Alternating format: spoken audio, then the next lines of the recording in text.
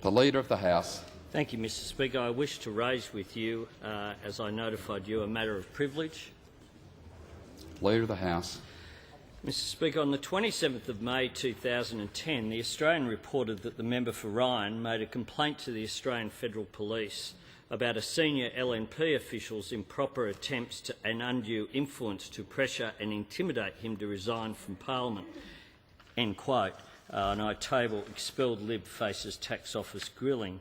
Comments attributed to the member for Ryan later identified this senior official to be LNP President Bruce McIver, and I tabled the article from the Courier Mail of the 29th of May, Libs told to rein in bullies. Intimidation of a member may constitute a breach of parliamentary privilege and contempt against the House. Chapter 19, House of Representatives Practice, page 731.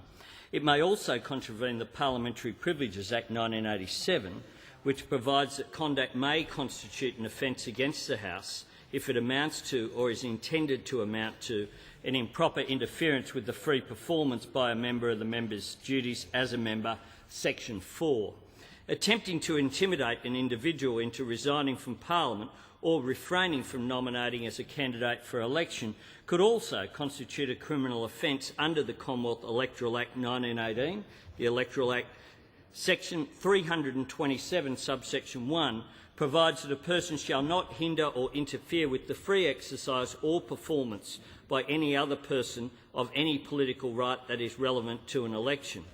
In summary, the comments that have been attributed to the member for Ryan allege that the President of the LNP attempted to criminally intimidate him into resigning from the House of Representatives.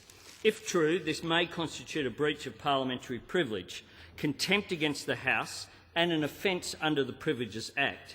It may also constitute a criminal offence under the Electoral Act. These matters would seem relevant to the jurisdiction of the Privileges Committee and may constitute reasonable grounds for a referral. Mr Speaker, I ask that you consider the matters I have raised with a view to allowing precedence to a motion on these matters and indicate to you that as a matter of courtesy I had a discussion with the member for Ryan earlier today to confirm these matters. Order. I will look at the matter raised by the Leader of the House and the papers that he has tabled, and I will give consideration and report back to the chamber at my earliest opportunity. The Leader of the House. Mr Speaker, documents are tabled in accordance with the list circulated to honourable members earlier today. I move that the House take note of all documents listed. Full details of the documents will be recorded in the votes and proceedings in Hansard. The question is that the House take note of the papers. The member for Cowper. I move the debate be adjourned. Well, the question is that the debate be adjourned. The adjourned debate be made an order of the day for the next day of sitting. All those of that opinion say aye. Contrary, no. I think the ayes have it.